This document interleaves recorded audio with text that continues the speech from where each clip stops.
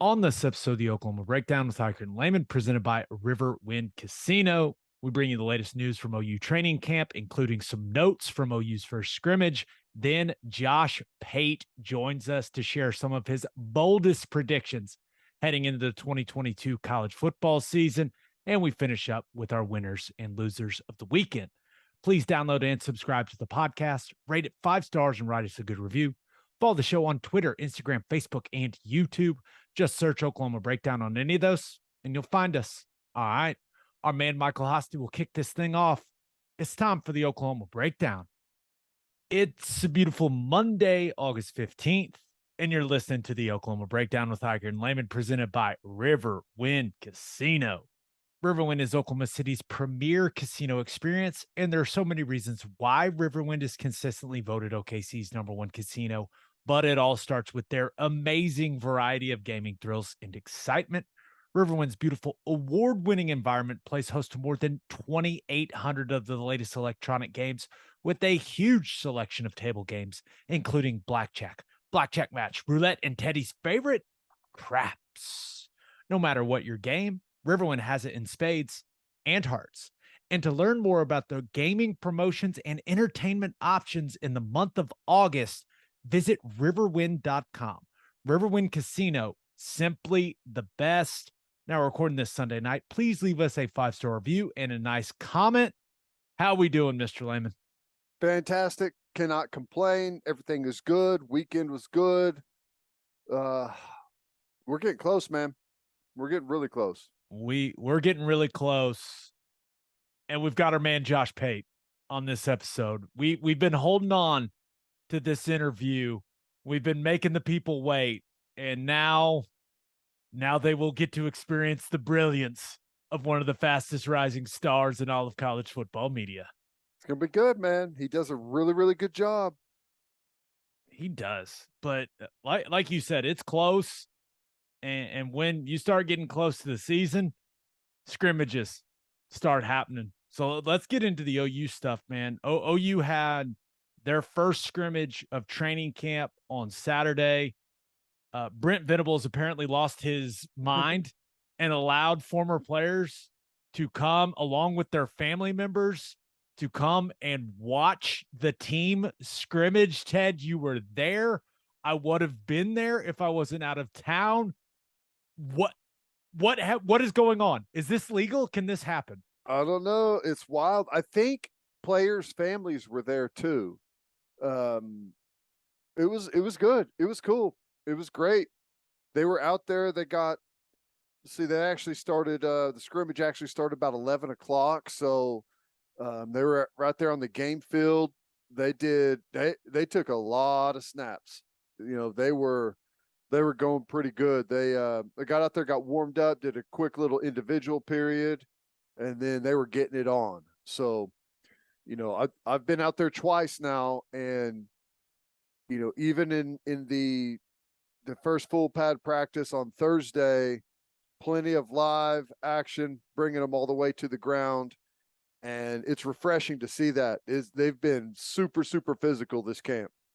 And you're hoping that pays off. Now, just thinking about, you know, hearing some of the things about the scrimmage, maybe the most important thing, right, is came out of it healthy, right? Nothing major on the injury front.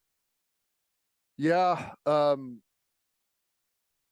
That's going to be one of the things to watch for them. You know, I feel at some positions they're really deep, at others not as much. And, you know, it's something that you've got to fight every year, and you never know what happens if someone gets hurt and another guy gets an opportunity and can grow into that role. But yeah, this is going to be one of those years where, you know, whenever you're learning a new offense and a new defense and a starter goes down, you're not just putting an inexperienced guy in there. You're putting a guy that is inexperienced and he's still just trying to come to terms with the new scheme. So yeah, they've dodged it for the most part that I know of so far. That's a good thing, knock on wood, because you never know. It's a day-to-day thing in football. Yeah, it's a physical game. Injuries happen, and you know, I'm sure there'll be some guys that get banged up at some point, miss practice here and there. That just that's just part of it. But so far, so good. So, with what you were able to kind of watch in the scrimmage, what really stood out to you, man? Where do you want to start? Offense, defense, Let's Turk start. dropping bombs. Let's start with defense, because from what I was told, right when the scrimmage started, when it was the move the ball situations, right, where you're actually basically simulating a game and you're not getting into your situational red zone, third and long, that type of stuff. I was told the defense controlled things in that Yeah. portion, kind of the first half of the scrimmage when it was move the ball, that the defense got after the offense. Yeah, I think they did well. Some of the critical things were they stopped the run pretty good on early downs. Like they had a couple of big play opportunities, the offense that they couldn't cash in on. Dylan Gabriel threw. I think the defense pressured him, and Mims had a one-on-one, and I'm not sure who was defending him, but it was great coverage. But Dylan Gabriel put a ball like right over the defender's shoulder and into Mims's hands. He had it, but whenever he rolled over with the ball, he lost it. That would have been a big play for him. They had a back. They threw a swing route to a back on a it wasn't necessarily a gadget play. It was something that they built off of another concept that they did earlier, and wide open back dropped the ball, and it would have been a really big gain. But as far as like some consistent stuff, the defense looked good. You know, the most critical thing is tackling. It's the tackling is noticeably different. Now, is that going to hold through the season? I can't say, but you don't see offensive players running through tackles. You don't see guys diving at legs, coming up empty-handed. Good physical tackles, group tackling, guys flying to the football. Pretty good all-around team defense. So, just sticking with the defensive stuff, were there any guys that, kind of had some splash plays where you're like, whoa, okay? Not really. Whenever you've got a lot of times when you're playing great defense, it can look kind of boring. I think Deshaun White I think he's poised to have his best season as a Sooner. They found a spot for him that he's really settled into. He's using all of his experience, and I don't know that they thought that this is where he was going to play, bumping him outside the box some, but he's done a really good job there. I like what I've seen from Guebu. Guebu has stepped his game up quite a bit. He to me looks like the leader of the inside backers. On the back end, the standout to me is Justin Harrington. He's standout. Now, you got a good competition going at corner. You got several different guys rolling through at corner that are all having their moments.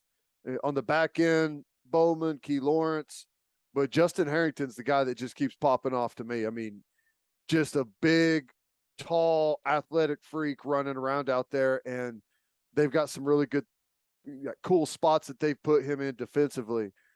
And the D-line, I just think it's overall incredibly consistent. I think they're deep in a sense that they could put any number of guys in there and not have any real fall off. Do they have anyone that's just blowing people away right now? There's a couple of guys like in some like situational type things. Like they've got a couple of young pass rushers that are really good, but that's like in pass rush drills, which is totally different whenever you're out there in the game and teams know how to neutralize you. But when you just look at the D-line across the board, Reggie Grimes, Ethan Downs, Stripling, Johnson from Tulane, Ellison, Isaiah Coe, the young kid, 56, the true freshman playing inside, Grayson Holton, maybe, I think is his name, something like that. The 2 days I've been there, he's made a bunch of plays. There's just a bunch of Kevin Gilliam. is put on a ton of weight. He's playing really well out there. It's just there's just a big group of guys that are giving you good, solid play.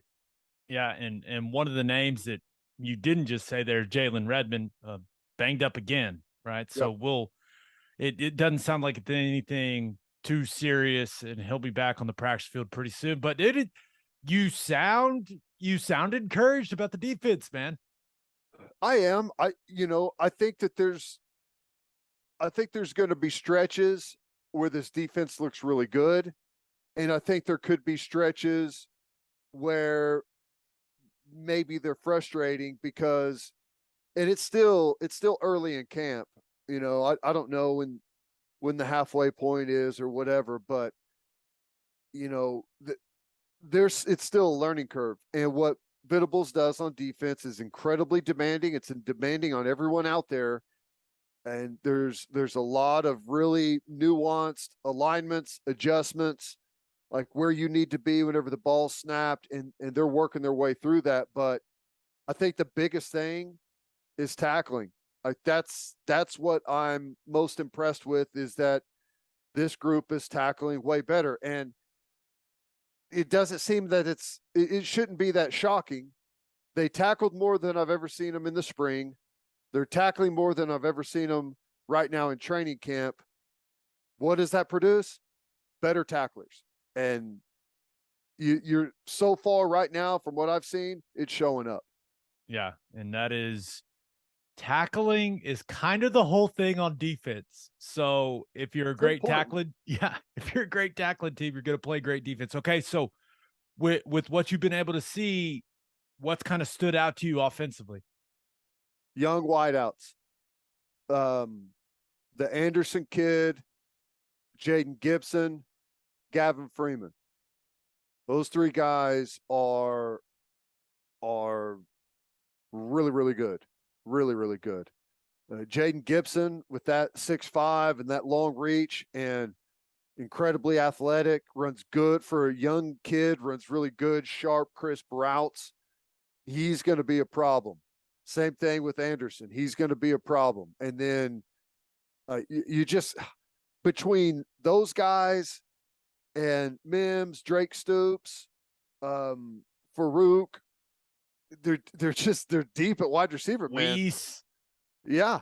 Theo Weiss. They're deep at wide receiver. And I know that everyone was talking about, we lost a bunch of guys at wide receiver. Well, receiver, at least, I guess, I say this now, could be something we're looking back at and laughing, but I just can't imagine wide receiver not being a really strong point for this offense. No, and I'm with you. And clearly, a lot of that is directly connected to Dylan Gabriel, right? And this is no surprise, but sounds like they're really pleased where he's at as the starting quarterback. And one of our biggest questions heading into camp was their situation at backup quarterback, right? QB2.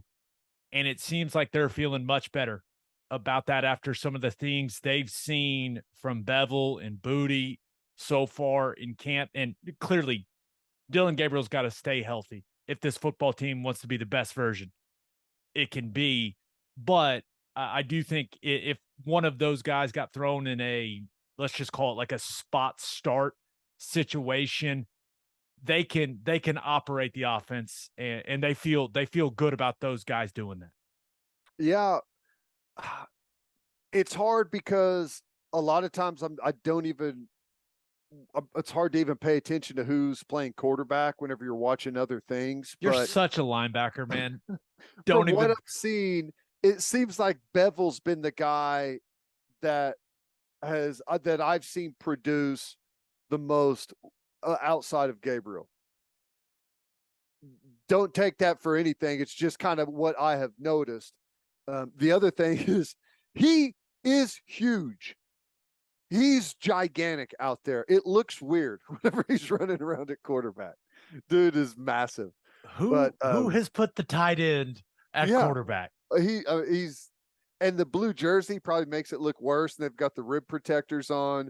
He looks huge out there. But he's looked pretty good. He moves around better than you might think. Good live arm. So yeah, I think, obviously if you get to your backup quarterback, you're hoping it's a couple of series to finish out a half, or it's a, close a game out situation, something like that.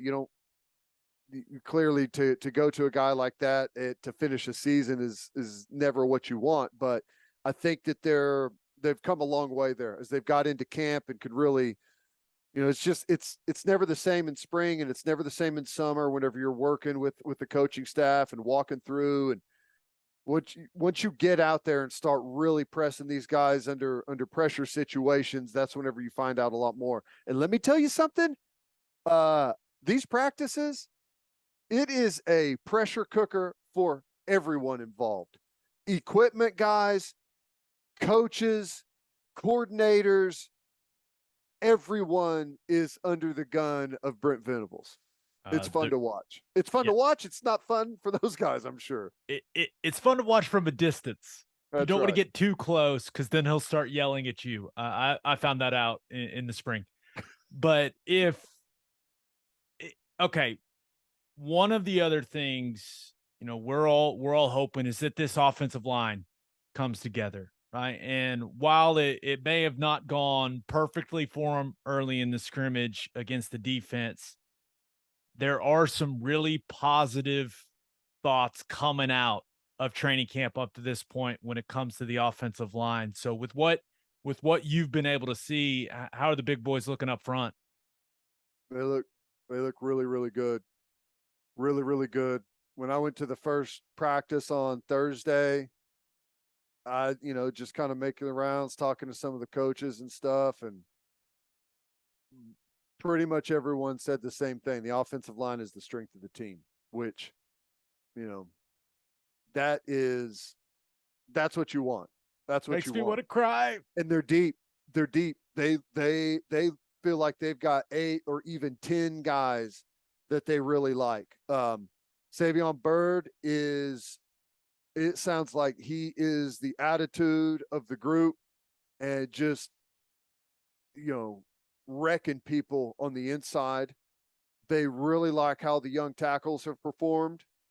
And I think, because of all of that, the older guys have gotten in gear, right? The guys that have been around that felt like maybe they're locked into starting jobs.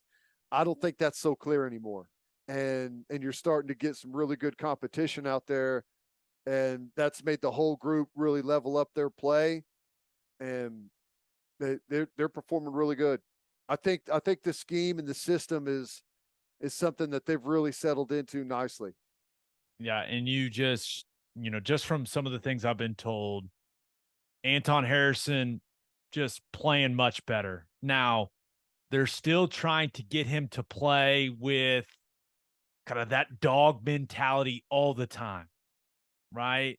And he's not quite there yet, but they feel like he can get there and he can be a special player. And then, Andrew Rame, I think that center position is pivotal. And he's gained a lot of strength. I think he's way more confident than he was last year. And I think he knows what he's doing. He's improved. Now, is he where they want him to be from a strength standpoint? No, but he's made some serious improvement. And the guy plays his ass off. You can make up some of those strength deficiencies if you're playing really, really hard. And that's what it sounds like Rame is doing. The name that I keep hearing when it just comes to a guy exactly what you're going to get from is McCade Matar. I guess he is just smart, understands leverage. Like you just talk about a guy, what you're consistently getting from every single practice. It sounds like McCade is that guy. And then Chris Murray, now he hasn't gotten any taller. Those arms haven't gotten any longer. But, when I've had some of these conversations like, hey, who's having a good camp on the O-line? Chris Murray's name comes up early in that conversation every single time. And I think it has a lot to do with that kid. He cares, man. He cares. He takes pride. and what he's doing out there. Wanye Morris showing more toughness. I was told he's practicing through some things right now that would have held him out last year. And when we talk about developing the mental and physical toughness with Schmitty in the weight room and that type of stuff, and guys not wanting to miss practice and all that, that's exactly what we're talking about. And he's battling through it, and he's still practicing at a high level. So you look at that, Tyler Guyton, one of the freakiest dudes on the team, like as he continues to develop the technique and understand what playing O-line is all about, like he's going to be an absolute beast. But I'm really excited about this, about everything I'm hearing about this group up front. I don't know about you, man, but there's still part of me. It's like, okay, I feel like I've heard this the last couple of years. Now, the thing about this and makes it a little different is I believe in the running game that Levy's gonna dial up in the season. Like it's what I actually believe in. I'm a zone concept guy, and I will be till the day I die. So there is that, but I'm approaching this with cautious optimism, Ted. That's kind of where I'm at with it. Yeah, and hey, I understand that. And sometimes in practice and in scrimmages, it's just kind of hard to tell. Right. When you're watching it live, you have to watch film really to be able to tell exactly what's going on. I mean, you can get a general idea of kind of who's winning the drill and who's not, but it's just from the casual observer from the outside, it can be difficult to really dial in on much of anything when there's 22 guys on the field at one time and you get one shot at it, to see what went down. But overall, it looks pretty good. I'll tell you one of the things that I think is really helping out the run game and the offensive line, buddy, when they're in 12 personnel and they've got 9 and 22 on the field, Parker and Braden Willis, those two guys are getting after people's asses in the running game. That is going to be an awesome weapon for this offense. Those two guys are killers. They understand exactly what their role is, and they right now they are. What you got two fifth-year senior guys at tight end that are just loving blocking and getting after guys on the edge and getting after, backers and nickels downfield on the perimeter on some of like your bubble and tunnel stuff. Those guys are they're fantastic. Yeah. What about that? I think we've covered everything except for running back, right? Eric Gray continues to be, kind of the guy, but it didn't happen in the scrimmage. But I think it was that first padded day. Just Marcus Major ripping off 60-yard runs. Like it seems like he's finally getting there health-wise. Yeah, I think so. What's funny is they went from where I thought they were all undersized except for Marcus Major to where they almost all of them now look like Marcus Major. Eric Gray seems like he's way thicker than he was a year ago. Tawi Walker is like just a muscle walking around out there. I to myself, and I haven't been there very much, so this don't take this as anything, but I haven't really seen anyone separate themselves to where I'm like, wow, that is the best guy they've got. I haven't seen that yet. But again, very small sample size for me. Coaches probably feel really, really good about that pecking order and who's going to get how many carries and on down the line. Yeah, and there's Javonte Barnes missed a little time, but nothing sounds like nothing too serious. So overall, where this team is at right now in training camp, seems like they've gotten a lot of great work in, and they have stayed as healthy as you can ask for with the type of approach they're taking on the practice field. I will say one thing. It's hilarious seeing the injury tent up again over at the rugby fields. Guys, you do not want to be in that tent with Jerry Schmidt all of practice. It is miserable. So you're going to see guys try to get back on the field. If they're banged up a little bit, you're going to see them try to get back on the field as quickly as possible, because going through practice is a much more enjoyable experience than spending all of practice with Schmitty in the injury tent. And that is where joy goes to die. There's no doubt about it. It was funny during the scrimmage, just seeing players in full pads walking up and down the stadium bleachers, as the practice is going on. It's pretty funny. But yeah,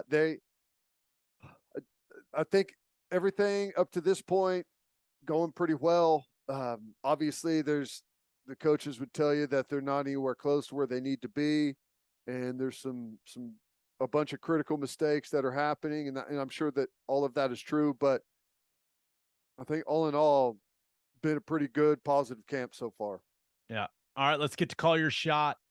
And we asked you guys, what was the most important thing that happened this weekend for OU football? This first one comes from Andrew Garrell, one or the other. I'm sorry, Andrew. But he says, Jacoby Johnson committing this weekend shows that Venables and co are more than capable of recruiting highly sought after homegrown Sooners. This is not only a great thing for this weekend, but this also shows a promising future for in-state recruiting.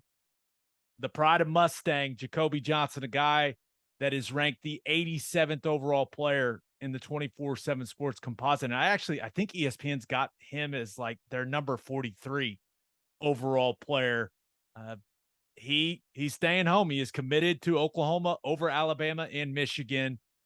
We've talked a lot about the need for OU to own the top talent in this state, to keep them here. And that's what seems like's happening. I know he hasn't signed anything, but that seems what's going on here with Jacoby Johnson. That was big, man. I was fired up when I saw it. Yeah. And his kid's supposed to be a stud. Got great size, great athleticism. And again, Alabama and Michigan is who you're going up against. Oklahoma in previous years, especially for guys that could be viewed as a defensive player. I know he's listed as an athlete, right? But most projections are corner is, that's what I've heard. I don't know if that's true, but going up against some of these other schools, we have not had success pulling in these type of players against them. So yeah, I think that's another big win. And, if everything holds and you can lock all the guys up that you have committed now, and there's a couple out there that you, I guess, haven't been announced or haven't committed yet that you feel pretty good about, it could end up being a really, really strong first class for Venables. Yeah, and also saw Jaquez Petaway put something out there basically saying, hey, I'm still committed to Oklahoma, which made a lot of people feel much better about that situation. We've got one more, and I thought this was really cool.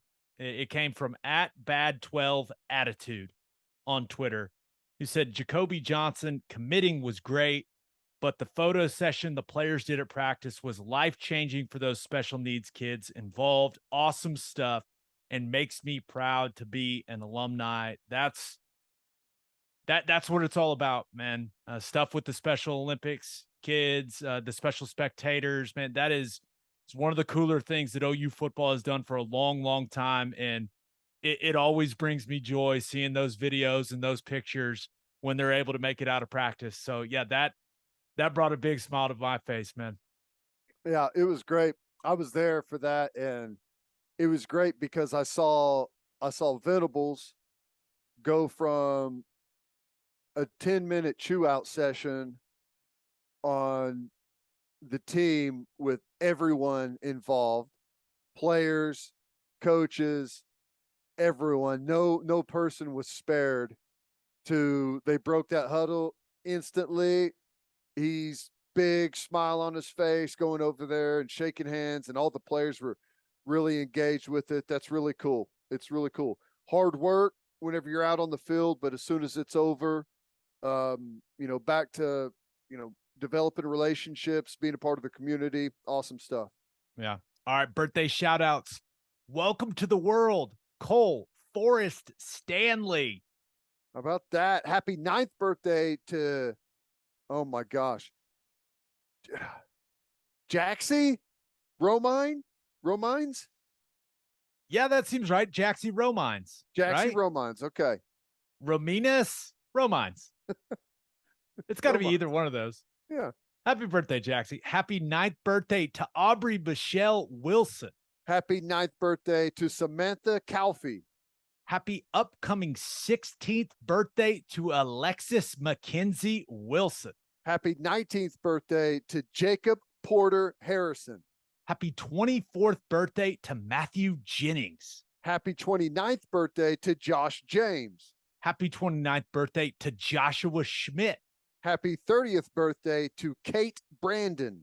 Happy 32nd birthday to Kaylee Bittner. I think I added an Kaylee Bittner. I'm sorry, Kaylee. Happy birthday. Happy 58th birthday to Bobby Dooley. Happy 69th birthday to Larry Ring.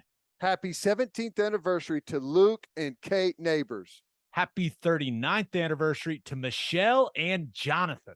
Happy 41st anniversary to Harry and Julia Taylor. And happy 42nd anniversary to Phil and Cindy Neighbors. And let me say this, birthday shout out to my son, Edward. 8th birthday party today was awesome. He is just the best little kid you could ever imagine. Not little anymore. Can't believe he's turning 8. Love you, buddy. And he's also a giant. He's huge. That's a good thing. It's a good thing. It's a good thing. All right, let's get to our interview with our man, Josh Pate. But first, the only place to stop when you're road tripping is Love's Travel Stops. Love's has over 600 locations in 41 states, offering 24-hour access to clean and safe places. Whatever your road trip needs are, Love's has it. Fuel, fresh food, all the snacks and drinks, including, yes, my favorite, Java Amore. That coffee is fantastic. Love's also has you covered if you forget your phone charger or headphones. They've expanded their mobile to-go zone so you can grab any of that stuff there. Make sure you download the Love's Connect app for exclusive offers from today's most popular brands. The Love's Connect app also includes a route planner and store locator. When you see that red neon heart on the highway, stop in and say hi at Love's Travel Stops. For a full list of what Love's has to offer, visit loves.com. Opolis Clothing is the exclusive home for all of our Oklahoma Breakdown merchandise. If you want to live your life in buttery soft comfort, go to opolisclothing.com. That's OPOLIS clothing.com. Use promo code TED, TED, for 10% off your entire order. You still get a discount on all the OU and OKC Thunder gear as well. That's opolisclothing.com. Use promo code TED for 10% off. Buttery soft and 10% off. And make sure you send your kids to Bishop McGinnis Catholic High School. Bishop McGinnis Catholic High School has a long tradition of educational excellence. With a 12-to-1 student-to-teacher ratio, no student is overlooked. Bishop McGinnis's college prep curriculum offers 22 AP courses. There are numerous clubs and organizations for students to join. And as a proud member of the OSSAA, there are 14 sports offered. If you want to provide the best possible educational and spiritual development for your children, contact Bishop McGinnis Catholic High School or visit bmchs.org. Remember, financial aid is available. All right, here he is.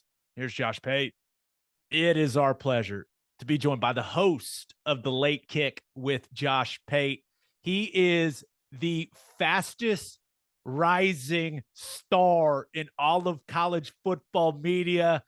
24/7 Sports is his home. Josh Pate is in the house. What's going on, man? Listen to that. Do you hear that? I messed up. Wow. I kind of messed up. Like it could have been better, but I feel pretty good about it. But what's going on, man? You are a busy man now. We're busy. Yeah. So I had to do a talk yesterday, Ikard, about this. I actually, so listen, I went to Columbus State University, or as we like to call it, the Oklahoma of West Central Georgia. And I went to Columbus State. I didn't know what I was doing. So I left school for a little while. I didn't even graduate until like my mid-20s. And I was on academic expulsion. This is a great story for the kids out there. I was on academic expulsion. This big committee had to meet to let me back into school. I'm getting somewhere with this. So like by one vote, the committee votes me back in, and I ended up graduating. Ended up being a good story. But can you imagine what the odds would have been back then if I told you that years later, that same faculty was going to have me be their keynote speaker for like their introduction to the semester? So I was talking to him yesterday, and one of the questions the staff asked was, "What's your schedule like? That must be such a grind." And I said, "Well, it is.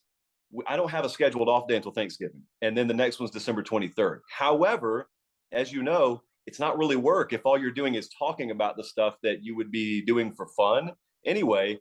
And I told them, hey, that period of time between me being in school the first time and me being in school the second time, I worked construction, AC installation, and worked in a fabric warehouse. So I would much prefer where I am now to the normal 8 or 9 hour days in that world.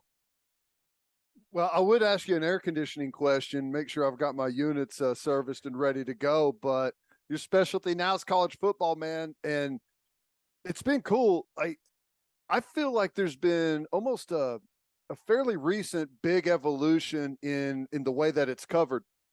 I don't feel like it's ever been as year round as it is right now. It's slowly getting almost to the NFL style, where you've got the combine, and then you've got the draft, and you got OTAs, and there's just like a calendar to it. And college football doesn't necessarily have that, but it's really turned into a fantastic year. Like, you can focus year round on specifically college football, and it didn't feel like you could do that as much in the past. I always thought you could do it. I thought you needed to be a little more creative. Now, it's no mystery that as the calendar has evolved, and as we've had things like the portal and NIL pop up, and this year conference realignment, last couple of years actually, yeah, that helps. But back in 2014, a local news station down in Columbus, Georgia, pitched me the idea of doing my own college football show. And it was weird because they asked me, hey, do you want to do this weeknights for us? But then they said, okay, you need to sell us on being able to do it year round. It was their idea, but they wanted me to sell them on it.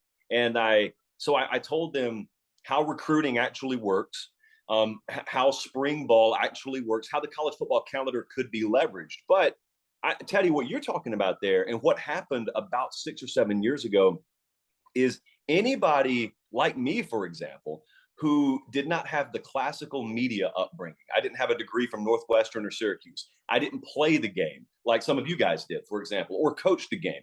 And so I didn't have that natural in. I didn't have a family member that owned the media company. We were largely excluded from ever getting our voice heard or ever having it amplified because you needed overhead and you needed distribution. And overhead meant a big fancy studio somewhere, and distribution meant, well, a syndication deal so that you could get your voice out to the masses. That wasn't happening until platforms like Facebook and platforms like YouTube decided, you know what we can do with our infrastructure? We can stream video. And then podcasting kind of blew up too. And all of a sudden it was like a multi-Berlin Wall effect where everybody all of a sudden had access to what only a few used to have access to. But what it's done, it's happening in preview magazine culture too. What it's done is you've gotten some challengers from some independent voices. A lot of them aren't qualified. Some of them are qualified. And it gives the audience more freedom of choice. And I think it's good. I think it's been good for our industry as a whole. I think some coaches, when it comes to the year-round nature of college football, would argue that part hasn't been good for our well-being and sanity and whatnot. And I think that'll be addressed in time. But it's a really interesting confluence of events. You got far more voices at the table. You got more to talk about. And hey, at least in our world, it's been a really good thing. So I definitely want to talk to you about, you know, this upcoming 2022 season and everything you're going to have going on. But this last year, right, and I said it in the intro, you know, half joking, but it's true. I don't think anyone has enhanced their brand more than you have in the college football media space over the last year.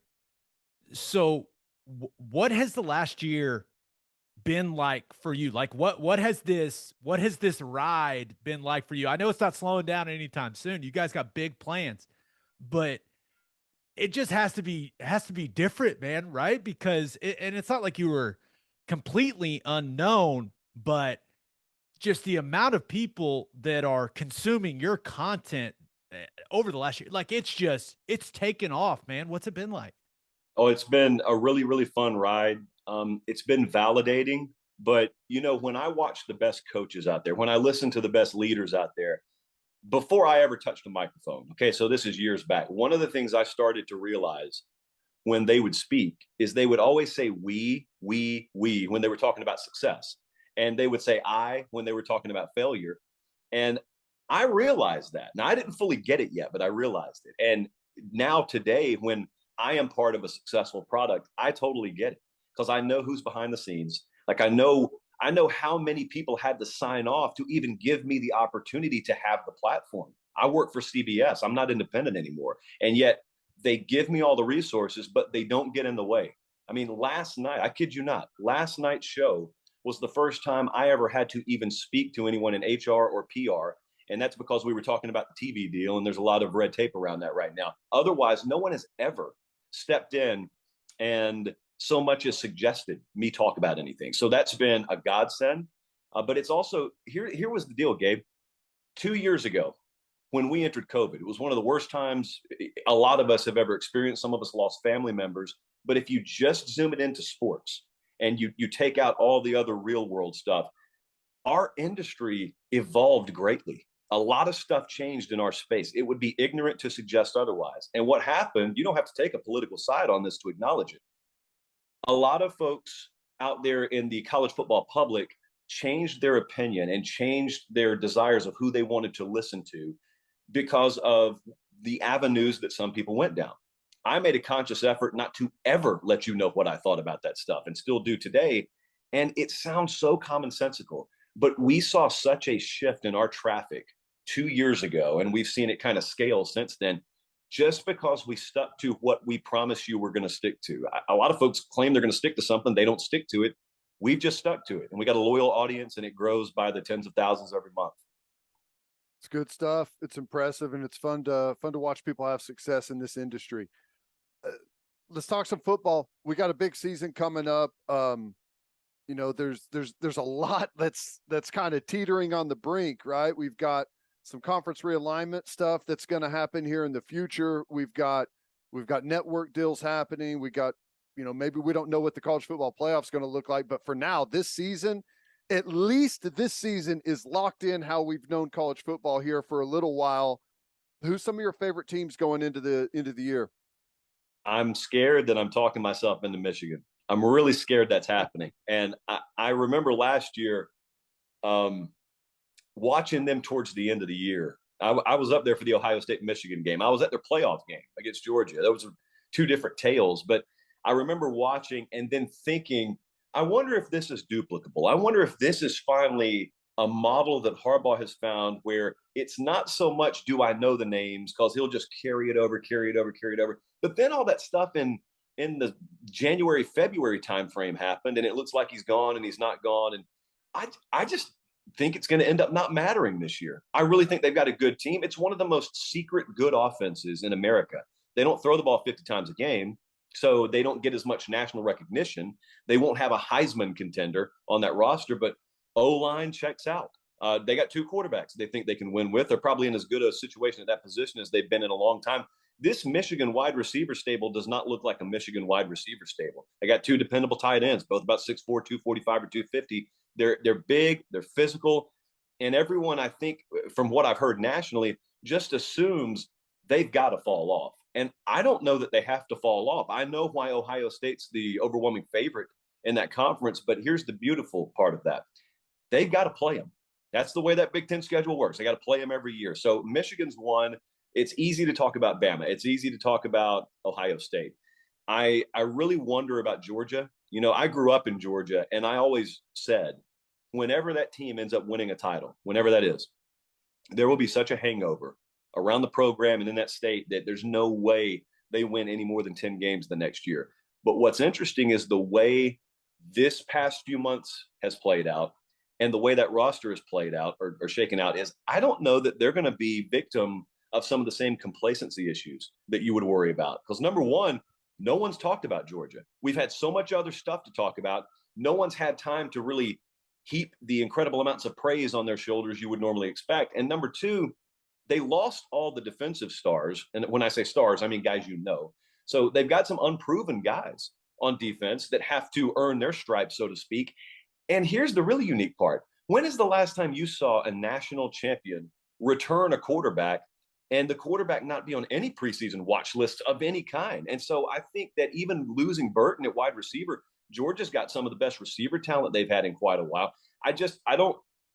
I'm not trying to endorse them as a bona fide title contender. I am saying I think they're going to be right there in the mix again, and they'll enter that same conversation as Bama, where you learn that some of the metrics like returning starters, percentage of returning production, that stuff's kind of going to become irrelevant with Georgia. They'll just be one of the exceptions to the rule. The other one I'm really excited to watch, and aside from OU and Texas in the Big 12, I'm excited to watch Baylor. I'm excited to watch Utah. I think a lot of what people said about them at the end of last year about, man, if we would have had a wild card spot, if we would have had a 6 or an 8-team playoff and they would have gotten in, look out. Well, I don't personally advocate for that. But what I will advocate for is, if that's the case, back it up. Show it to me in the 2022 season. They're going to give you 12 games. So if you are what you think you are, you'll be there at the end of the day. Yeah. And so I think heading in the year, a lot of people just view it as a 3-horse race between Bama, Ohio State, and Georgia. So are you saying that out of all the other teams across the country that you think could factor into that national championship picture? Is it Michigan? Is it Clemson, Notre Dame? When you look at, the preseason polls, like who do you think the teams most likely to challenge those three realistically for a national title are? Yeah, I do think it's Michigan. It's because I love the Bear Bryant quote. We got a different bunch of excuses when you lose, but the same stuff wins that has always won. I mean, owning the lines of scrimmage, it always will win. There's no way to reinvent this game where that doesn't matter. Also, I think at the quarterback position, people look at them and say, you're good enough to win 10 games in the Big Ten. You're not good enough to do anything beyond that. Well, first off, that's nothing to shake a stick at, as Meemaw would say. Winning the Big Ten is a pretty big deal. They did it last year in dominant fashion, as it turns out, at the end of the year. And then they ran up against the eventual national champ. And what we saw there is they couldn't do anything against a generational defensive front. We only saw Alabama able to move the ball at all against Georgia. That was in the SEC title game, and that was with a really, really strong vertical passing game. So I look at Michigan, and I think they still got the stuff that got them to where they were last year. I know that's not how football works, but they've got the pieces. They've got that DNA. They've gotten deeper and better at wide receiver. Ronnie Bell, for example, is a guy that they lost last year that they'll get back this year. They've got two guys, like I said, to choose from. They've also got some really good running back depth and talent. So I look at them and I think to myself, there's nothing really standing in their way of getting right back on the doorstep. If they get in the door, they may have a little bit more than a puncher's chance this time around. So I don't know, because you gotta sell me. I'll put it this way. You got to sell me on anyone else that has the firepower, but also has the line of scrimmage talent necessary to win. You guys have watched it as well as I have. Okay, we've seen Oklahoma do it before. We've seen them get in that setting under Lincoln Riley and have the firepower. They got fireworks, but the steak, like the meat and potatoes, maybe not necessarily be there to compete at that level. And I almost think I'd rather have the meat and potatoes, and let's see how many fireworks I can add on to it. Because when I get into a playoff situation, it's not a guarantee that I'm going to win if I do have that fortified offensive line, defensive line combo. It's a guarantee I won't win if I don't have it, though. Yeah. Good stuff. I want to give you 3 teams. I think they are massively overrated this year. From the talking heads during talking season, these are 3 teams that are really getting pumped up there. Make a case for them or totally shoot them down, whatever you want. Texas A&M, Texas, USC. Texas is the easiest to shoot down because what held them back last year, I don't know, has been fortified. I don't know that it's been rectified. They were a mess on the offensive line last year. Well, we fast forward to this year.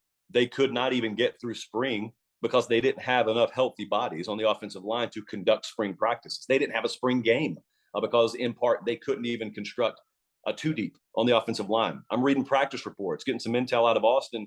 They've already got a true freshman running with the ones at right guard. They've got Kelvin Banks, I think, running with the twos at left tackle. It's assumed that maybe he eventually overtakes them. So you've probably got multiple true freshmen playing pivotal roles on the offensive line, which historically has not been a recipe for long-term success. Pass rush, I also don't know that they rectified wholesale. And then you add into that the fact that you got probably a first-time starter at quarterback in Quinn Ewers. So, they're going to be such a feast or famine team because of those fireworks that they do have, but also the question marks on some of the other most important parts of their team. Texas A&M is the more interesting one to me because A&M, I've watched them in person for 2 years now and watched them get off the bus and said to myself, they look the most like Bama or Georgia getting off the bus. Physically, that's what they've looked like. Where they have not resembled some, challengers for the national championship is at the quarterback position. And that stat, I think I've recited this a million times over the past few months. For them to have the talent pool that they do and have finished 90th in pass plays of 20 yards or more is absurd. And I had a coach a couple of weeks ago when I was talking to him about A&M. He said, hey, you want to have some fun, go chart A&M last year and tell me how many times they shifted pre-snap. How many times did they have motion elements in their offense pre-snap? And I said, well, I don't have time to do it. I'm guessing not very much. He said, well, that's right. You know why that is? Why is that? That's because Jimbo Fisher thinks he doesn't need it. It's not that he doesn't think his players can process the intricacies of the pre-snap motion. It's he thinks that if his offense is executed exactly right, then they don't need that stuff. And technically he's right. But the problem is he's not putting 11 robots on the field. Like, they're humans. And sometimes humans don't do exactly what they're supposed to do. They don't square off that in route exactly at 11 yards. And so it just, watching them, it's felt like they have to execute everything so perfectly. It seems like a first down is such a chore to get in that offense. And I wonder, you're making it we've had unnecessarily easy on the defense. Like, there's right. Even if you do just one motion is changes everything for a defense. And if you're not going to use a bunch of motion, normally you're playing with a lot of tempo, right? And that is where you're making up for the lack of confusion that you're not causing a defense by using shifts and motions. You're making up by playing fast. Texas A&M does not do that. Right. And so you don't do the one thing you think you would do, but you still do that other thing. And I had him on the show a couple of times over the past 4 months. So I asked him, like, specifically, have you been good enough? Do you watch what you guys have done and been good enough? He says, no, of course not. And then you ask him, okay, well, what are you going to change? And it's always that, well, it's coach speak, basically. He doesn't really give you a solid answer. But, I remember back at the spring game, it was like 40-mile-an-hour winds out there, and they threw the ball down the field all afternoon anyway. And afterwards, he said, we did that today, regardless of weather, because the game doesn't count, but also because we know we've got to do that this fall. Well, we'll see. Okay, because my whole point is, if they do that, that's all they've lacked. Any kind of explosivity in the passing game, and therefore a more formidable offense. That's what they've lacked. They're not a team that's miles away. Texas has got big holes. A&M does not have big holes. They've got some course correction to make offensively. But if they do, I had a scenario posed to me on last night's show of which conference, if any, could put two teams in the playoff. And I think if I were to power rate where it's most likely, that Bama and A&M combo, they got tough schedules, both of them do. But that's the one where you could afford to lose and still have all the makeup ground in the world because the other one's going to be highly ranked, blah, blah, blah. Who was the third one after A&M? USC. USC, yeah. I don't think we need to talk too much about this. I mean, I know Caleb Williams gets a lot of attention, and they brought in a lot of portal talent. When you listen to Lincoln Riley talk, and you listen to how careful he is, and how conservative he is when he's talking about expectations for them this year, it's all tied into what he knows he doesn't have along the lines of scrimmage. He gets that. I mean, coaches know when they don't have it, and they don't. They're going to win some games out there, and they're probably going to hang some really crooked numbers a couple of times this year that will get the casual crowd drunk on, well, when that team's right. How many times we heard this sentence? That's the team you don't want to play in November. Well, the reason you're having to say it that way is because they already lost 3 games. because they aren't consistent enough. This is not Major League Baseball. You don't get right in mid-August and have 40 more games to play. I mean, it's football. They give you 12 of them. And I don't think they'll be consistent enough this year. If there were another team other than Utah to come out of that conference, ironically, I think it would be Oregon. Not that I'm endorsing them, but I think that would probably, or maybe a sneaky, ultra sneaky UCLA. I do not think it would be USC. Right. I feel the same. And I've said it many times. If Lincoln Riley wins, 9 games in year one, yeah, that's a hell of a year one. I mean, it's a hell of a year one. But yeah, the expectations around that program, a lot going on clearly. Now anyone that is not listening to the late kick with Josh Pate is making a grave error. We grave mistake. A grave mistake. But one of the things you do on your podcast is talk about your bold predictions heading into the season. So what are a couple? You only can pick a couple. What are a couple of your boldest predictions? You've already hitched your wagon to Michigan, so that's bold enough, I think. But what are a couple of the other bold predictions you have heading into the 2022 college football season? Well, I made this prediction, and I didn't think it was bold, but got told that it's bold, and that is Notre Dame finishing in the top 4 in recruiting. They have the number 1 class right now. And the thing that doesn't make this bold at all is if I were to just hit the stop button today, they've, according to our team rankings, let me put it that way, according to our team rankings at 24/7, they already have a class that if they didn't add another piece would have rated as number 5 last year. Texas was the number 5 class last year, and Notre Dame's already rated higher than them. And I think they're going to add a couple more pieces. So it's going to be a huge win on the recruiting trail for Marcus Freeman. Now, whether they go over that 9-win preseason total, that I don't have a great feel on. But as for on the field this year, I believe I'll give you one. So I think Ole Miss is going to fall off a little bit. I think Ole Miss under 7.5 wins, if we're talking, betting terminology. I used to be high on them. This is why I always emphasize not to get married to your preseason or spring takes, because in spring I would have told you, hey, I love Ole Miss to be right back there again. But the more I took a dive in, the more I talked to some folks around the league over the summer, there will be a wobbly tire somewhere in the SEC West. There will be too many good teams over there, too many talented rosters. So if you have even a sniff of wobble over there, you're falling right to the back of the pack. And Ole Miss, they do not have a replacement for Matt Corral at quarterback. I'm just telling you they don't. You can read the headlines about Jackson Dart all you want to. You can hear them say, Luke Altmaier's a serviceable backup. He was a serviceable backup. We're not looking for serviceable. We're looking for a guy who can really do it at a high level. And if they don't have the quarterback that can pull the trigger at a really high level, I personally am not a believer that this recipe of let's go get 14 or 15 pieces out of the transfer portal, shake them up, throw them on the field, call it a football team.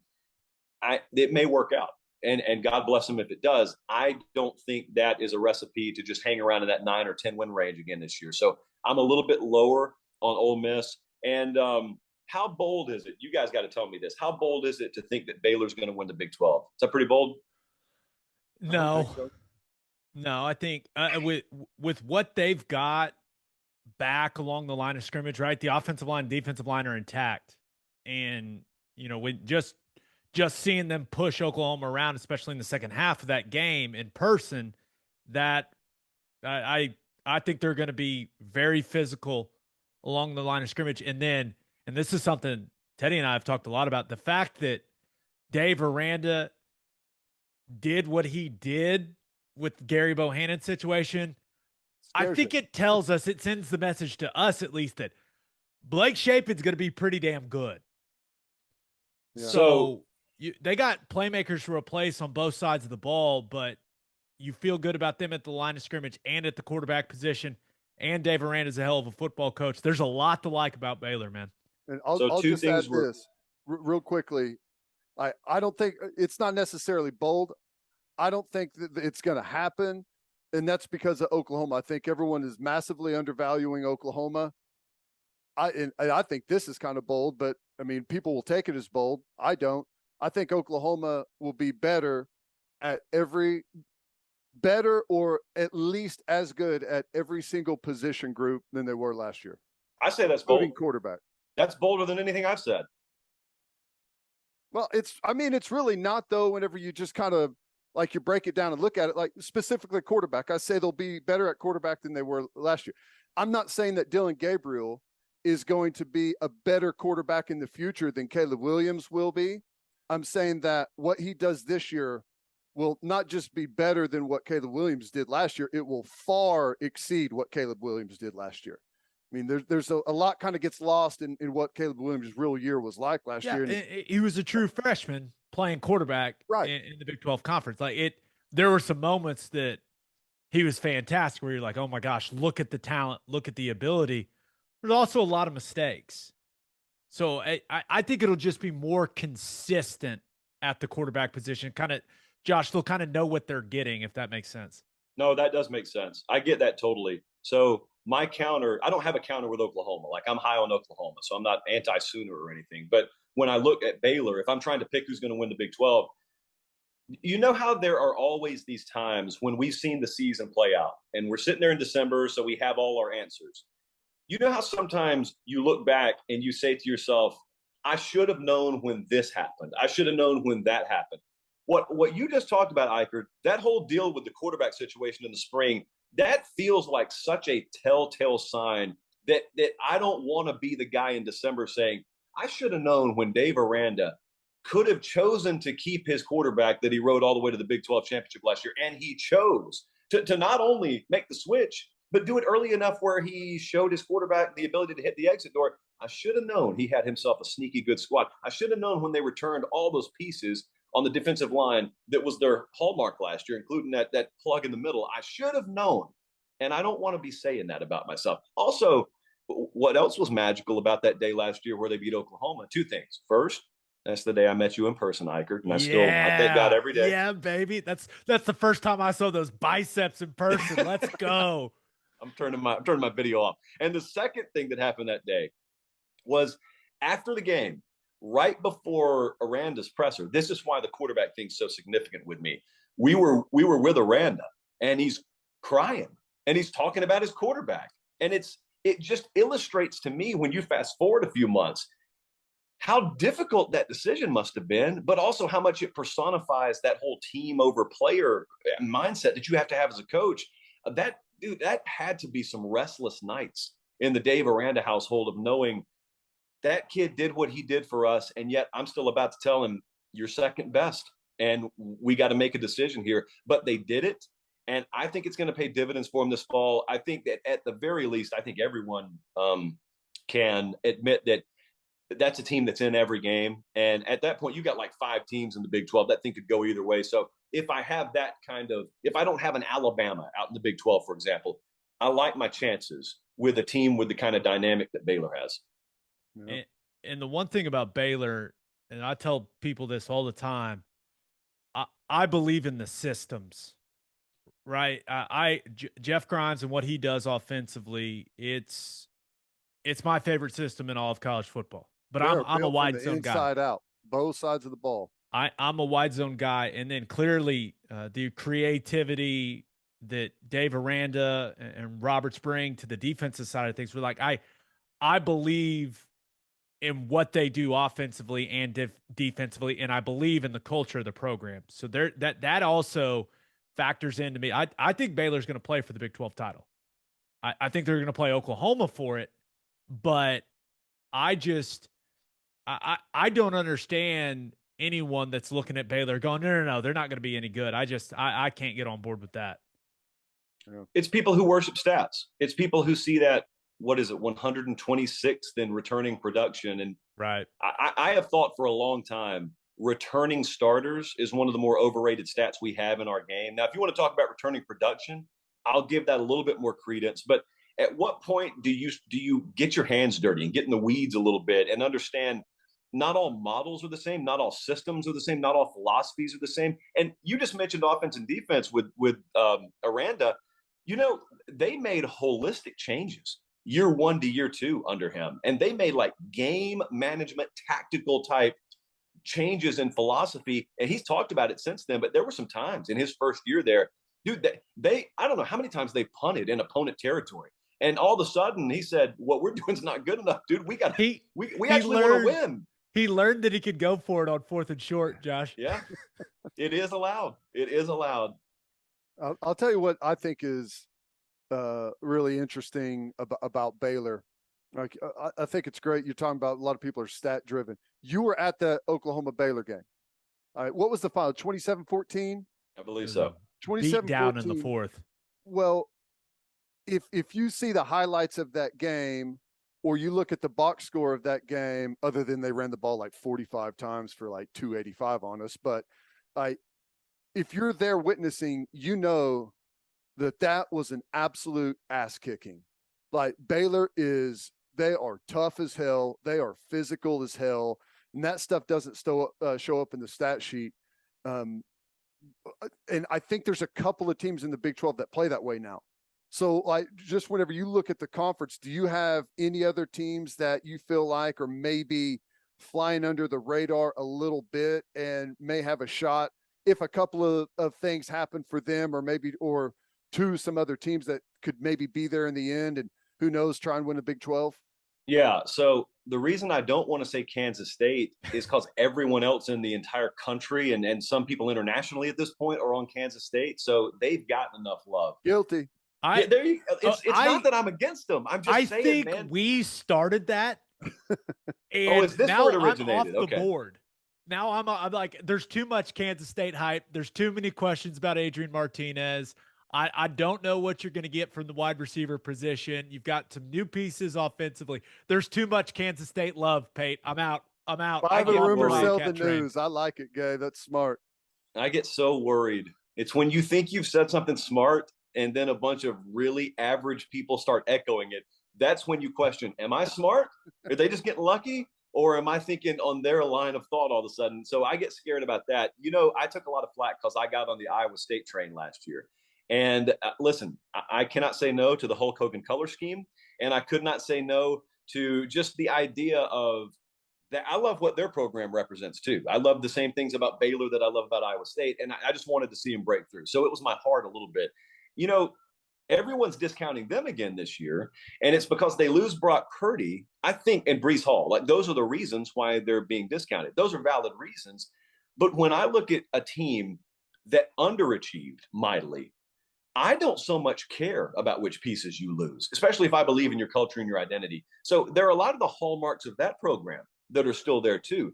I almost wonder if there's a team, if there's what I call a Bob team in the Big 12 this year, which is a bounce of ball team. It's that team that just gets the breaks and they get the injury luck on their side. If that's Iowa State, I could see 23-20 favor Cyclones like half a dozen times this year. And all of a sudden they're there at the end of the year and you're going, how has this team wound up in the Big 12 title picture this late in the year? And there's nothing flashy about them. There's nothing special. They're just kind of, Hunter Deckers is good enough at quarterback. They found adequate enough replacements. That's a team I'm interested to watch. I'm not going to go so far as to say I'm putting my own shekels on them, but it's one I'm interested to watch if, like Teddy said, there is another team that kind of fits that description. I'll tell you this. The conversations I had with Matt Campbell at Big 12 Media Days, they are very, very excited about Hunter Deckers. He's a more physically gifted player than Brock Purdy. Boom. They are going to push it down the field more. And I talked to Xavier Hutchinson about that, and like his eyes lit up talking about him. Campbell also told us, while they don't have a Breece Hall in the room, it's the best their running back room's ever been since he's been there, top to bottom. And you got to remember, last year along that offensive line, their 2 tackles went down early. They were playing 5 guards along that offensive line. And at times, the guys that the guards that were having to play tackle, they struggled, which is not a shock. But Will McDonald back on that defensive front? I know they lose Rose and Eisworth, but Haycock's system, like, I believe in that system. I think Iowa State's going to be a lot better than people think they're going to be. Okay, you sold me. You sold me on my pick. I appreciate that. That's what I came here. I'm here to help you, man. I'm here to back you up. That's what I'm here to do. People helping people. Yeah. I'm interested in just kind of your overall thoughts on OU. Venables, like the way that the whole situation broke down.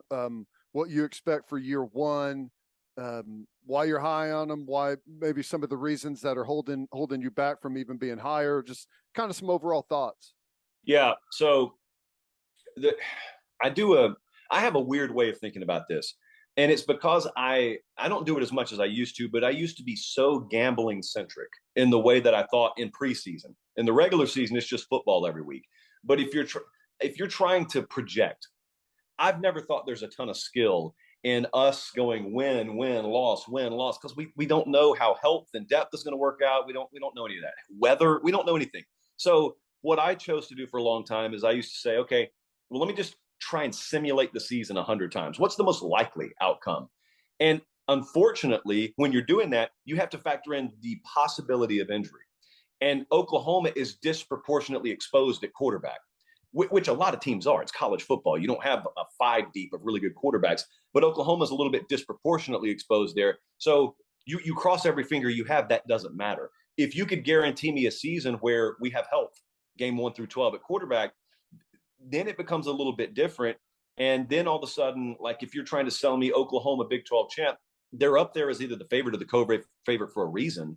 So I don't have doubts about the team. I don't have doubts about the relative strength of the staff. I'll also just put in a little side note here. What I'm paying as close attention to this year with Oklahoma as on field is them maintaining and even seemingly increasing speed in recruiting. This has been the underreported story nationally with Oklahoma. They came in there as a new staff, and they signed a class about as highly rated as anything that Lincoln had. Now, an outsider could look at that and say, yeah, but you just held together what he had already done. We'll see what you do on your own. Okay, that's this cycle. Now they're out there on the open sea. They're on their own, and they're rolling in recruiting. And that's, to me, what would have been reasonable to doubt. You're bringing in a lifer as a defensive coordinator into the Big 12. I'm sure defensive guys are going to want to play for him. Can he attract offensive talent? Can he attract quarterback, offensive perimeter skill?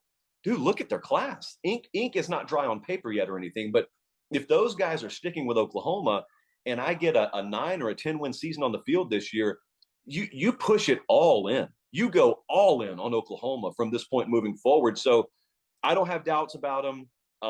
Vulnerable to injury in some places, but if that pans out, if we don't have a bunch of red Sharpies on the depth chart in November, they're as good as anyone out there. Yeah, I think they feel better than they did in the spring about their backup quarterback situation. But I've said Sell it me before. on backup quarterback, because I don't know a lot about that.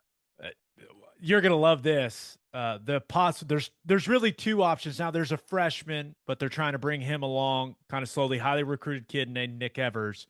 But one kid's name is Davis Bevel. Yeah. The other, General Booty. I know General. I think as 2 guys on the radio call for OU games, you can imagine which one we are hoping ends up winning the backup quarterback job. Can you imagine in the NIL era? Well, how many endorsements? How many endorsements do you have to say no to for General Booty in the NIL era? He also is. I mean, I got no problem saying it. He's a really good looking kid too. Oh yeah. So very marketable. He's a stud. He's a stud player though. He's athletic.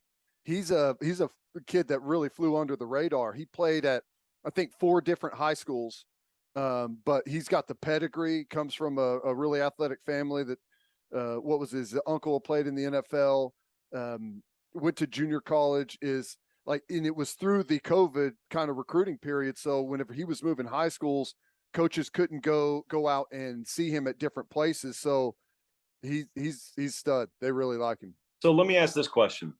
Not week 1, but if there were a time this season where a guy is called upon, is he the guy at Oklahoma? And is that an offense that do they feel like they can still win football games with their 2 option at quarterback? And there's a lot of training camp left, right? I think they feel a lot better about it, but I still am of the belief Dillon Gabriel goes down, this team's in trouble. I that's the way I still feel. Now, maybe one of these guys really separates themselves, and we talked about the biggest questions On here, Josh, we talked about the biggest questions heading into training camp for OU, and QB2 was one of the biggest questions. I still think that's a big question. I think that Dillon Gabriel might be the single most important person to his team in all of college football, and clearly staying healthy is the key. So, yeah, Ted, you may feel differently. I think they feel better about the backup quarterback situation, but it would not be a good situation if Dillon Gabriel goes down, which clearly anyone that loses their starter, not what you want. Well, here's the thing about backup quarterback. If a one-game scenario, I mean, it would depend on who the game is and when like how much time was there for preparation? Is it like the day before? But like whenever you just look at the overall thing, I agree that Dillon Gabriel is super important to this team. But when I'm talking about that, I'm talking about like winning the Big 12 and making a college football playoff. This team is going to be built totally different than what we've seen in the past. And they will be less reliant on quarterback than they ever were under Lincoln Riley. The running game with Jeff Lebby's system is going to be excellent. This is not a put everything on the quarterback. You've got tools. You've got your running game, which is excellent. You've got tempo, which is excellent. And you're going to have a defense that is vastly superior than what you've thrown out on the field in recent years. So whenever you look at those things, that insulates the quarterback position a little bit. But, you know, just like anyone else, if your quarterback goes down, you're in serious trouble. There's very few teams out there that can maintain that level of play, but they've become a far more diverse football team than in the past, where it was all quarterback driven. We go where Baker takes us, we go where Kyler takes us. And that's always going to be true to a certain extent, but they're definitely going to be a much more well-rounded team. I would encourage people, if you just listen to what Teddy said there, and you're not familiar with Jeff Lebby necessarily and his style of play. There was a game a couple of years ago when he was at Ole Miss where they pushed Bama. They ended up losing. It was like a pinball final score, but it was like 62-48 or something like that. And it was shot for shot. No one could get a stop. And you Saban might think was to yourself, so pissed afterwards. Yeah. You might think to yourself, oh, they must have just bombed away on Alabama all day. Go look at the box score. They ran the ball in Alabama unlike I've seen anyone able to run the ball in Alabama, and they didn't expect it. Elaine said after the game, we didn't think we were going to have that kind of success. It was almost like they ran the ball to window dress early in the game, and they kept on ripping off 8-yard, 12-yard, 6-yard, and they stuck with it, and that was what kept them in that game that day. And that stuck with me. Like, that's because when Ole Miss has been at their best under Lebby, that's what they did, and I have no reason to doubt that's what they'll do at Oklahoma. Yeah, it's kind of a mid-zone based attack. They got a lot of variations, so it's going to be interesting to see what OU's O-line, like the level that they play at. I got all the faith in the world in Bill Bedenbaugh, but we'll see. Okay, hey, Josh, before we let you get out of here, one of your things, and it's funny because we had Neil Brown on last week, and he talked about the need for a commissioner that oversees all of college football. He said to us, what revenue generator doesn't have someone in charge? And one of your things that you're always talking about on the Late Kick is what you would do if you were the college football commissioner. So what would be your first items of business? You get the call tomorrow. What would be your first couple items of business if you were named CFB commissioner? I would want to overhaul the college football calendar. We had the personnel and recruiting symposium in Nashville last week, and all the DPPs and all the recruiting coordinators came in town.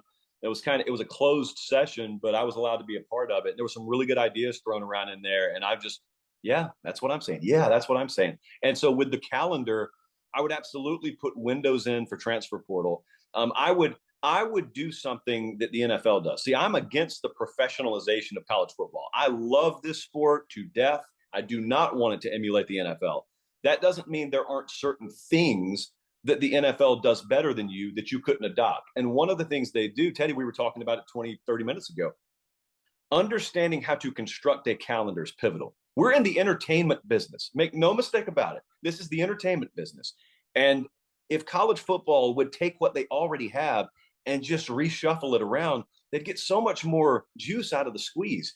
For example, the concept of scheduling games 7 and 8 years out is ludicrous, always has been, always will be. So here's what I would love to do. I would love to, before spring starts, I would love to have a huge, or maybe right after spring ends. You can pick whenever you want to do it. Probably pre-spring, so you can work on it in spring. I would love to have a staple, like a tent mark event or a tent pole event, and we release schedules for that year, or at least conference schedules at that time. It gets a lot of juice and a lot of interaction in the spring. But then also at the conclusion of spring, I want you to have the ability, not mandating it, I want you to have the ability to schedule an actual game, probably with an FCS opponent that you can pay to come in there. And I want you to be able to have a real, or at least a simulated to real game at the end of spring, which gives me another event for television inventory purposes. I would love to then have my second transfer portal window post-spring. I would absolutely love to put some parameters and an extended dead period at some point in July. I'm in favor of an early signing day before the season starts and then eliminating the December signing period. So you just either got that one in July, late July, let's call it, or you're going to wait until February.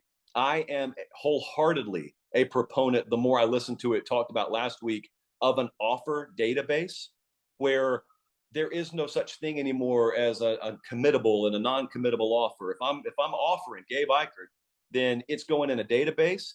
And if I tell you you're offered, I have to be able to take your not only commitment, but your signature. And that kind of does away with signing day, but it solidifies what an offer is. And it probably greatly cuts down on the foolishness that currently exists where teams put out 300 and 400 offers knowing they can only take 25. Speaking of 25, I'd love to eliminate that number. And I would love to just make you stick to 85 scholarship players. And if you lose 31, you can sign 31. If you lose 18, you can sign 18. We have to very much guard against the outright cutting of players in that model. So we'd have to have some conference alignment on that. But you asked for one idea, that's like half a dozen ideas. Before, real quickly, how many playoff teams?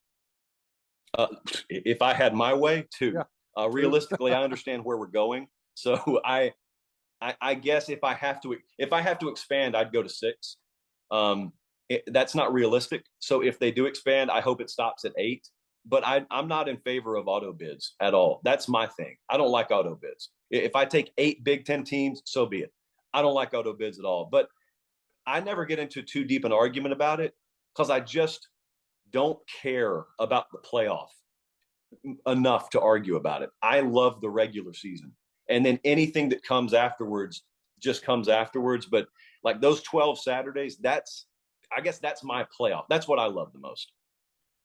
Okay. Last one. We've kept you for way too long. I apologize for nothing. But the Any Given Saturday tour this year, what stops or what ones do you have written in stone already? Or is it seriously like, hey, the week before you make that decision? Or do you kind of have a general idea of where you might be each week? Okay, so it's very important to note for trademarking purposes, every given Saturday tour. I'm so sorry. I don't want lawsuits falling on anyone's head around here. Trust me, I looked into it. So I don't know where we're going to be week 1, although I'm close to deciding that. But we could have Cincy, Arkansas. We could have Utah, Florida. Could have Notre Dame, Ohio State. The week 2 game, I'm pretty sure we have locked in Bama at Texas. After that, I have no idea, and I normally don't even decide it until we fly back in town and Sunday morning, the dust is settled, and we look across the landscape. And I'll tell you what those SIDs really love. They really love hearing from a bunch of folks at CBS on a Tuesday saying, hey, we need 3 or 4 field passes. We're bringing a crew. Make it happen. Thanks, guys. That's what they really love more than anything. Brutal. I will say, week 3, I wouldn't mind seeing. Yes. I wouldn't mind seeing you in Lincoln, Nebraska, man. I'm just saying. You got to call whoever you got on the line in Lincoln. You got to say, I don't know if you guys have been to Ireland before. I'm going to need you to win that game, though. Got to make that thing matter. I can't be going up there if they've already lost. That's a good point. Both teams need to be undefeated going into that game. We got Penn State at Auburn in that same week, and both those teams may be undefeated still. And as we all know, you got to catch those teams this year while you can, while they still got a goose egg in the loss column, because I don't think it's going to last. So I want to go to Lincoln. I've never been to Lincoln, but my balls are in their court, as I like to say. Pate, you're the man. I'm so happy to continue to be able to watch your success. I mean, you put the work in, and I think everyone that works in this space has a great amount of respect for the way that you go about your business. So thanks for joining us. Thanks for taking the time, man. No, I appreciate both of you having me on. It's a really good product. I sneak a listen in a couple of times a month at the very least. And so this is one I'll go to. I'll say that. I don't go to many of them. I don't have time to listen to a whole lot, but this is one I will go to. And I don't say that about I don't say that about very many products in our space, but I really, really appreciate you guys having me on. That means a lot, man. Thanks.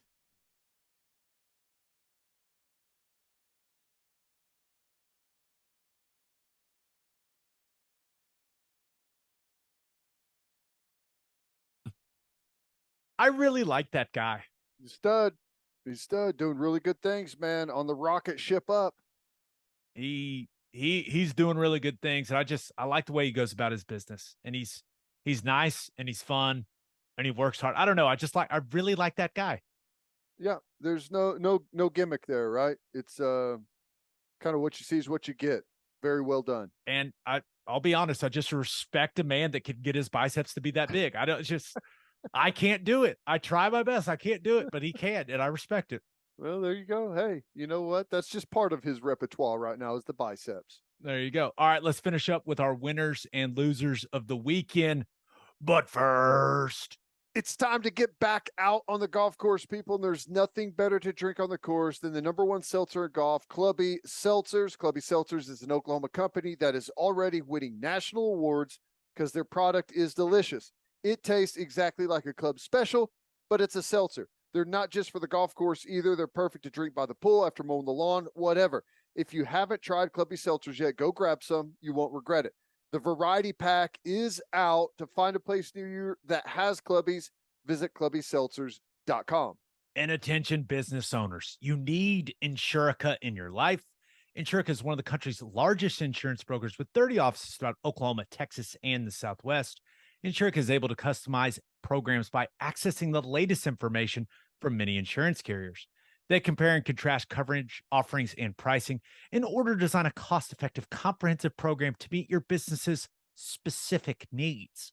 Insurica's clients become best-in-class businesses by working with Insurica's team of advisors to manage risk. Purchasing insurance is only one way to protect your business. Best-in-class businesses win by avoiding a loss in the first place.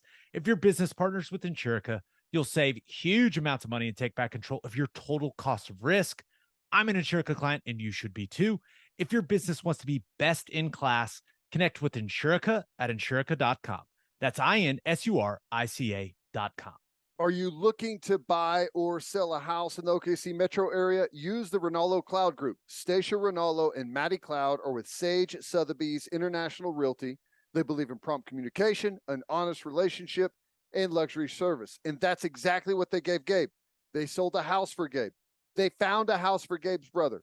They also found a house for Lane Johnson. We can't recommend them enough. You can reach them by calling or texting Stacia at 918-671-6450, or you can contact them on Instagram at soldbystacia and at soldbymaddie_. As always, Ted, kick us off. Who do you have as your winner of the weekend? I thought it was a nice little Sunday late afternoon playoff in the PGA St. Jude Championship. Zalatoris over Seb Straka. Somehow earlier in the round, that ball dancing on the rocks and not going in the water for Zalatoris is the luckiest thing. That would never happen for me. But awesome to watch. I love playoff golf. I think it's really cool whenever you get into playoff. Every shot is watch those guys grind over every one of them. It's cool. How about Zalatoris' celebration? What'd you think of it? Right? it was one of those. What did he say? He was like, "What are they going to say now?" I loved it because everyone always is on him, especially about the putting, right? And Right. for him to drain that in that moment, like I loved that celebration. Now, full disclosure, it doesn't quite hit the same when it's a golfer for whatever reason. And let's just be real. Zalatoris is incredible. He would destroy both of us on a golf course. He's not a very intimidating guy though. Like, let's be real. But I loved the fire he had after he won. Like that, I was fired up watching him be so fired up. It's great. It's awesome. It seemed like yesterday he looked like a 15-year-old kid out there. Still doesn't look all that old, but you're right. It reminds you of was it Pete Weber, the bowler's like, who do you think you are? I am. That's exactly, yes. It had some serious Pete Weber energy. It's like, hey, hang on a second. Nobody. It's not the world against Pete Weber or the world against Zalatoris, but hey, you got to find your motivation out there. It was a nice little playoff. That was a cool event and had a nice finish to it. Yeah, no doubt about it. All right, who do you have as your loser of the weekend? I had to go with Texas, losing a couple of guys out there. Lost the wide receiver Nair and one of their starting offensive linemen that's got a couple of years experience. Already really light with experience on the offensive line, and to drop another guy off of that group, it's going to be tough for Texas. I hate to see this, and I know there's people that's like, oh, Texas, injuries, whatever. Where's the next excuse? I always want to see teams at their full strength, right? That's what you want in this sport, is to see what everyone has to offer, your best against our best. So I was a little frustrated to see that. Yeah, and it's if you're an OU fan and you're kind of taking I don't know, it's like basking in that. Don't do that. Like you don't want these kids to get hurt. That's not what you want. And especially, they had the Ajay Hall issue over the, late last week and through the weekend as well. Him suspended, and you just hope that young man gets on the right track, right? He had the issues at Bama, now he's got the issues at Texas. But yeah, and not only was it Nair and Junior Ungalau, who I think is their best offensive lineman. I went back and looked at my notes because when I saw that it was him, I was like, damn, he was the guy that I liked the most off their offensive line last year, because I felt like I knew what I was going to get from him, and I knew I was going to get physicality, right, and strength. And is he left guard? Yeah, he bounced around. He can play all three of the interior, but yeah, he's a guard. Yeah, and he's one of those guys that I did think was kind of a tone setter for them, and probably, if I had to guess, is the leader in that room, because Majors, the center's not very old. You've got you've got Jones left tackle. Like they think they're going to end up starting, right? I mean, yeah, they got some really young guys. So this was a guy that I thought was their most experienced and best lineman, and that's a big loss. And then I guess Roschon Johnson got banged up too, who I think is a really, really good RB2 for them, and really brings a ton of leadership to that team. So, yeah, man, a rough weekend for the Texas Longhorns. Damn. It also, and I don't know like what you can take from it, but it sounds like all the rumors coming out of like the Texas message boards and everything is that Hudson Card's the better player so far, which isn't shocking because the other kid has zero experience. So, and zero experience in the offense. Right. So yeah, that it's not that big of a shock to hear that, especially early on in camp, but noteworthy nonetheless. Yeah. Rough weekend for Steve Sarkisian. So that'll be certainly be something we're monitoring, looking, moving forward. All right, let's get to my winner and loser. But first, First Fidelity Bank is a full-service financial institution based in Oklahoma with a tailored solution for all your personal and business needs. Checking accounts, saving accounts, home loans, and much more. They do it all, whether it's online banking from your computer or mobile banking from your phone. Everything is stress-free with FFB. Making mobile deposits, paying bills online, and moving money to different accounts could not be easier. First Fidelity Bank provides free ATMs worldwide, making banking convenient wherever you are. They also give back to the community. FFB donates a total of more than $500,000 to local charities and educational foundations. Make your life easier and go bank with First Fidelity Bank. Visit ffb.com for more information. And if you're a whiskey or bourbon drinker, stop what you're doing. Head to your favorite liquor store and buy some Balcones products. You got to grab some of Balcones Lineage Single Malt Whiskey. It was just voted one of the top 20 whiskeys in the world by Whiskey Advocate, and you'll be shocked by how affordable it is. You got to snag some of Balcones Baby Blue Corn Whiskey.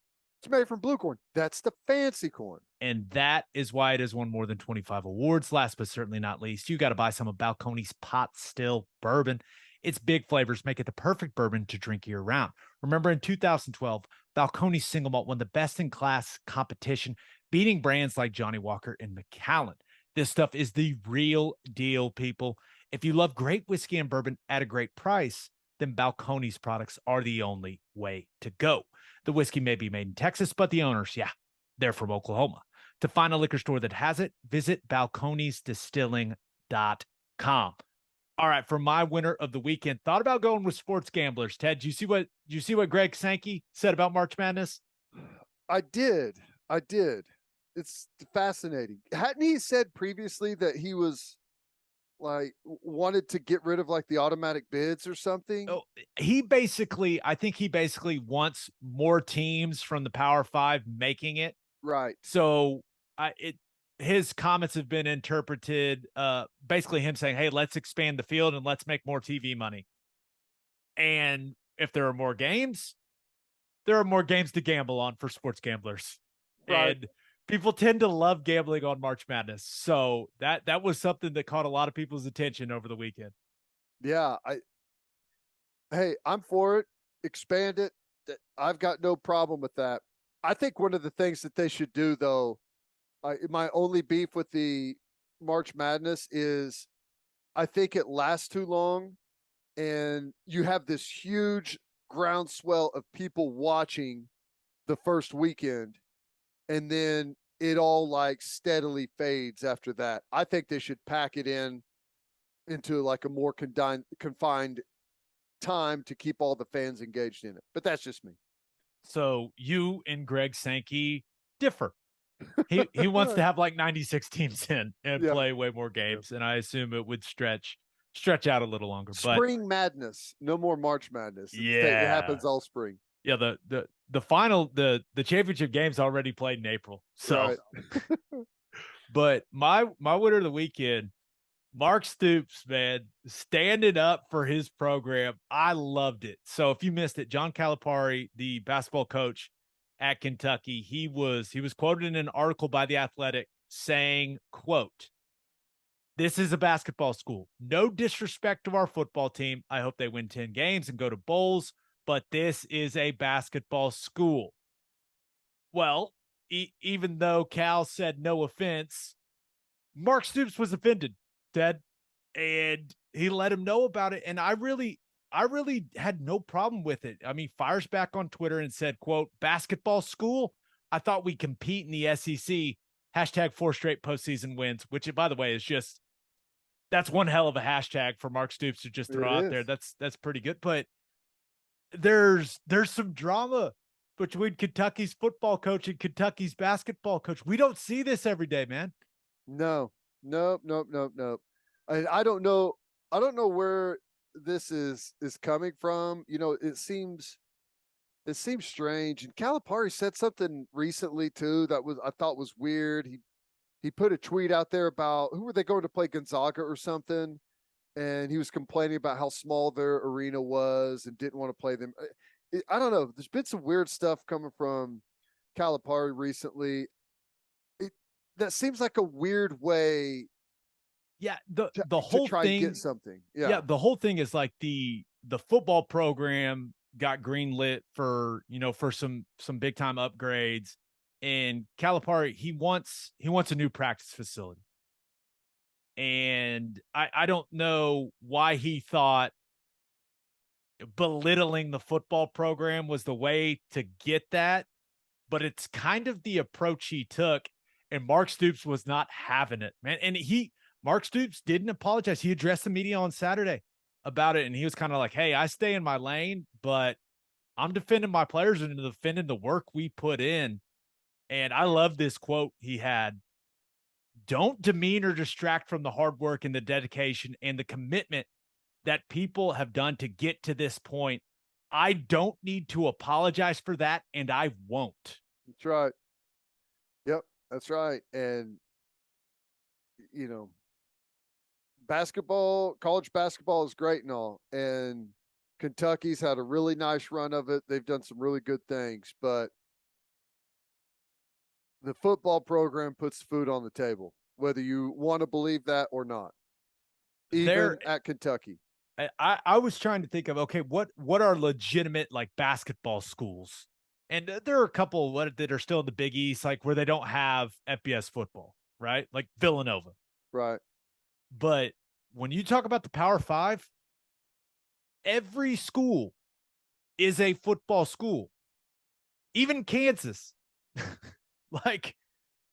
Or maybe you'd have to take a closer look at Kansas's financials. Well, maybe that's not true, but they get that $40 million Big 12 payout because of football. That's where that comes from. Yeah, and it's the same with Kentucky. It's a piece of the pie, but those big, massive contracts, that's coming from football. Yeah, so I thought that was pretty hilarious, and Cal put out a tweet that basically said, "Hey, my bad. I've supported Mark and the football team through good and bad. I will continue to support them and cheer them on, but we know how he really feels. We don't. That's damage control. We know how he really feels." Yep. And whenever you have to put that tweet out there, that's just, that stings, right? I bet Mark Stoops is more dedicated than ever because people love football in Kentucky, and couple 10-win seasons, they're going to be good this year too. If Calipari doesn't get it together, they may be looking like they may be a football school. That's right. So we'll see. All right, for my loser of the weekend, I thought about going with Fernando Tatis Jr. Suspended 80 games for testing positive for clostebol. I don't know if I'm saying that right, but it said he took a medication for ringworm that resulted him in testing positive for that banned substance. Not even going to appeal it.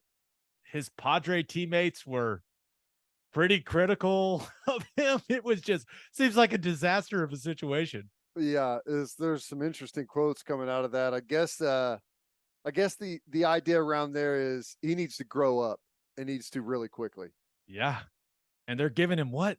300 and was it like $60 million or something? He's a hell of a player. You cannot doubt that. He is a hell of a player, and he's entertaining to watch, man. He's a lot of fun to watch play baseball. So that's got to be super frustrating for them because he was just about to work back in, right? This was going to be his first time bouncing back. So yeah, I thought we were going to get to see him and Juan Soto and all that. And nope, 80 games. Whew. It's a lot.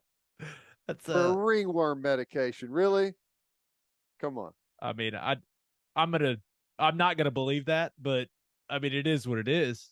Well, whatever it is, it's costing him a ton of money. I don't know what his yearly payout works out to, but losing half of it is going to be brutal. Should have just let the ringworm ride. Use some dial soap, you'll be okay. Yeah. All right, but my loser of the weekend, Zach Wilson and the New York Jets.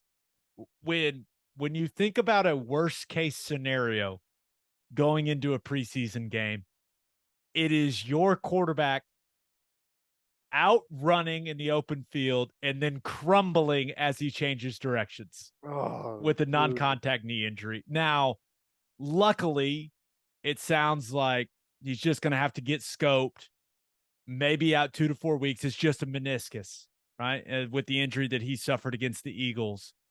But we all thought ACL when it happened. It's never good when it's non-contact like that. But Robert Saleh, interesting quote from him about it where he said, we're optimistic but he's not out of the woods until they get in there and make the decision. So I'm not sure if they didn't get a great read on the MRI, and if the surgeons open that knee up and take a look and they realize maybe there is a little more damage than just that meniscus, all of a sudden, I mean, Zach Wilson, I'm not saying he's going to miss the season or anything, but and this could be even more serious than they think. Like the early reaction was, oh, thank goodness he didn't tear his ACL. But then I saw that quote from Saleh and I was like, that doesn't sound good. Yeah. Yeah. I guess you never know. And man, that would be brutal for them if that happened, and brutal for Zach Wilson, because it looks like from everything you read and hear that he was really starting to turn some heads, and some guys were really starting to believe in him as a young quarterback. So I don't know. Hopefully good news. What is it? 4 weeks? Is that what they said? Possibly 2 to 4. That's what they said. Yeah. So in just a few days, you lose Mekhi Becton and you lose Zach Wilson. I wonder if the Jets feel like they're cursed right now. I don't know. The answer to that is probably a screaming yes. That's not good. It's not good. But hey, 37-year-old Joe Flacco taking over, baby. Nothing to worry about. I'm interested to see what Flacco's still got. See if he can still rip that ball down the field. I know he could barely move as a 25-year-old. I'm interested to see how he moves as a 37-year-old. It'll be interesting, I'm sure. But yeah, they signed Dwayne Brown, so we'll see if Dwayne Brown can also, play at a high level. He's getting up there as well. But listen, Jets haven't been to the playoffs since 2010. And for this stuff to be happening in the preseason, that fan base, they got to be in a bad place, man. Just a bad place. Frustrating. Yeah. All right. Episode 240 in the books. We'll have a new podcast that'll drop Wednesday, Thursday. We haven't decided. It'll either be Wednesday around noonish or late Wednesday like normal. Not sure. You can hear Teddy from 3 to 6 on 94.7 The Ref. You can hear me from 3 to 5 on Sirius XM Big 12 Radio, channel 375. Hope you all have a great week. And until next time, we appreciate y'all for listening. Do what you always do, Oklahoma. Take care of each other.